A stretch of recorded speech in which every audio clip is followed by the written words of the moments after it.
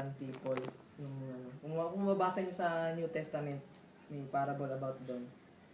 So, hindi tinitingnan ni God kung ano man yung dami or konti nung bibigay natin. Ang mahalaga, may papakita natin to, may bibigay natin to sa kanya ng may katapatan tayo, may bukal sa loob, diba?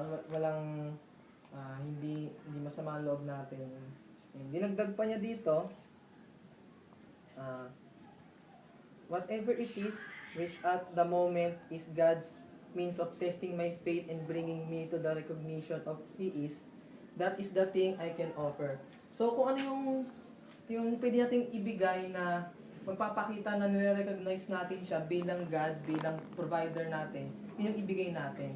And sa financials, yan, sa financials natin, di ba alam naman natin na siya lang tanging nagpo-provide sa atin ng financials.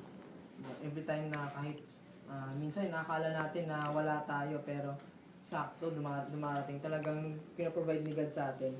So, kung ano man yung mag-acknowledge kay God na siya yung provider natin, i-offer natin, di ba? Kaya sinabi dito na bringing me to recognition of who He is, kung sino si God. Ayan. That is the thing that I can offer, that we can offer. So, ngayon, encourage ko kayo na mag-offer tayo kay God ng kung ano yung nakakalugod sa puso natin. Ayan. Para salamat sa lahat ng blessings niya. As we